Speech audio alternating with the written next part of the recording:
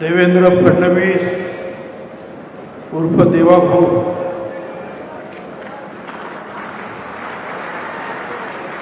सभापती राम शिंदे, आमचे सहकारी मंत्री शंभूराजे देसाई, जयकुमार गोरे, मकरंद जाधव, मनोज कायंदे,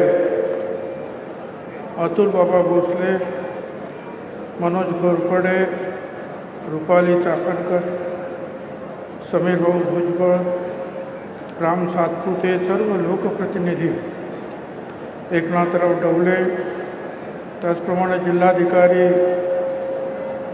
मुख्य कार्यकारी अधिकारी, संपूर्ण राज्यातून आलेले नागरिक, सरपंच, माध्यमाचे प्रतिनिधी,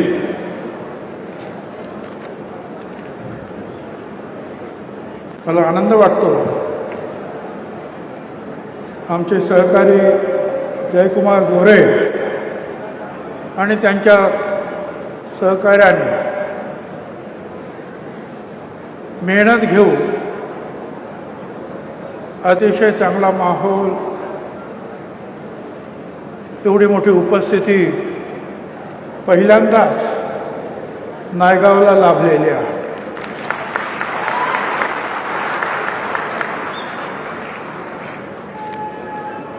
बरोबर 2 महिन्यापूर्वी 3 नोव्हेंबरला अचानक माझ्या हृदयाचं ऑपरेशन झालं.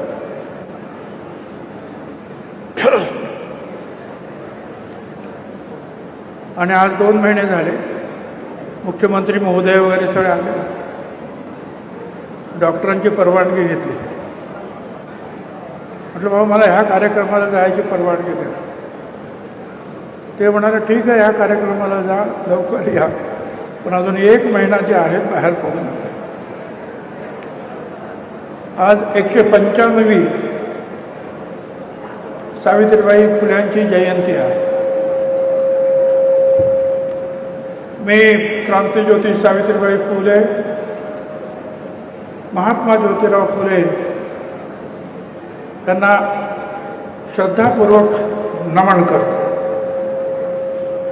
2 मिनटं घेणार आहेत मुख्यमंत्री आपले. आज आपण एवढा मोठा कार्यक्रम केला, वेगवेगळ्या गोष्टी, आता इथे स्मारक मोठं होत आहे, पण एक 25-30 वर्षापूर्वी अगोदर 93 सालामध्ये 1993ला फुले वाड्याचं राष्ट्रपतींनी लोकार्पण केल्यानंतर हरिभाऊ नरके माझ्याकडे आले. ते म्हणाले नायगावला सावित्रीबाई फुल्यांचा जन्म झाला,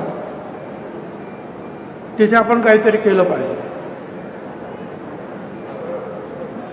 मी त्यांना सांगितलं जाऊन तर बघा कुठे काय आहे. ते आले, गावच्या मंडळींना जमवलं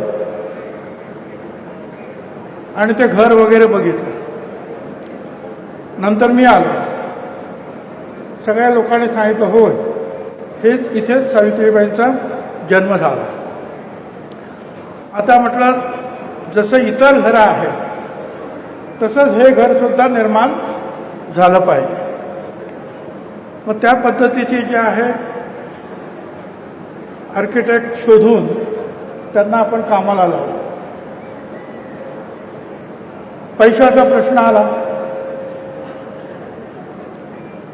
त्यावेळेला मी उपमुख्यमंत्री होतो, पण MLC होतो. त्यावेळेला वर्षाला काय 40-50 लाख रुपये मिळत असते. त्यातही काही खर्च झाले होते. परत त्याचा नियम खूप होते, एवढे इथे खर्च करा, एवढे इथे खर्च करा, एवढे इथे. आता हे कसं करावं? चंद्रा अय्यंगार म्हणून फायनान्स सेक्रेटरी होत्या, चंद्रा अय्यंगार. त्या म्हणाले भुजबळ साहेब हे आपण करायचं, तुम्हाला मी सगळ्या परवानगी मिळून देऊ.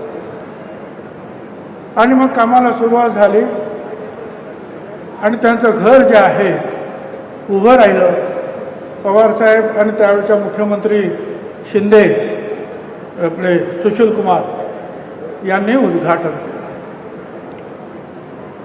सांगण्याचा उद्देश असा की त्यावेळेला 25-30 लाख रुपयाला सुद्धा आम्हाला अडचण येत होती.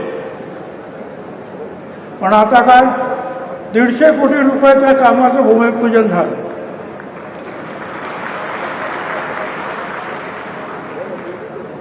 देवा देता है तो छप्पर फाड़ के देता है.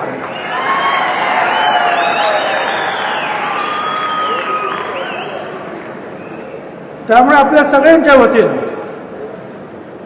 महात्मा ज्योतिराव फुले, सावित्रीबाई फुले, बाबासाहेब आंबेडकर या सगळ्यांच्या, शाहू महाराजांचे जे अनुयायी आहेत, फॉलोअर्स आहेत, त्या सगळ्यांच्या वतीनं मी मुख्यमंत्र्यांचं आणि मंत्र्यांचं मनपूर्वक त्यांचे मी आभार मानतो. मी अधिक बोलणार नाही, पण त्याच वेळेला मी विनंती करणार आहे साहेबांना, पुण्याच्या फुलेवाड्याचं काम जे आहे ते जरा रेंगाळलेलं आहे. त्याला जरा स्पीड द्यायला पाहिजे. दुसरी गोष्ट, 11 एप्रिल 2027ला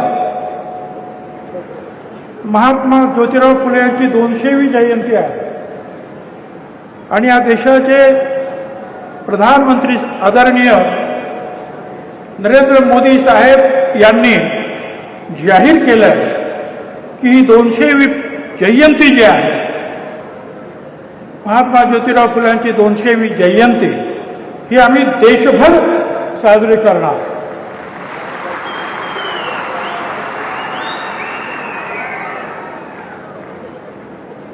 दीड 2 वर्ष आहेत.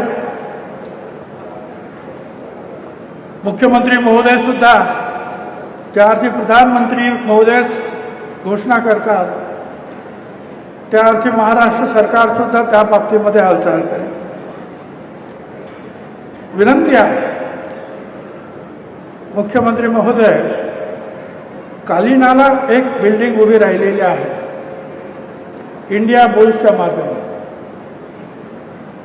दिलीप वळसे पाटील त्यावेळेला त्या खात्याचे मंत्री असताना, शिक्षण मंत्री होते की काही, त्यांनी सांगितलं की फुले शाहू आंबेडकर यांच्या नावाने एक इंटरनॅशनल लायब्ररी आपण उभी करूया.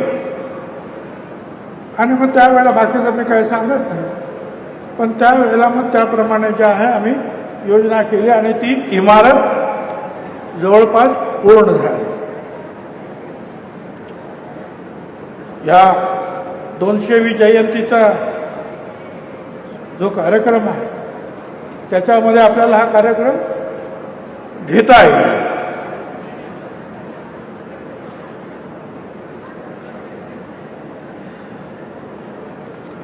आता अधिक काही बोलत नाही, परंतु मला एक पत्र कोणीतरी आणून दिलं गावच्या लोकांनी. या नायगावचं नाव क्रांतिज्योती सावित्री नगर ठेवा.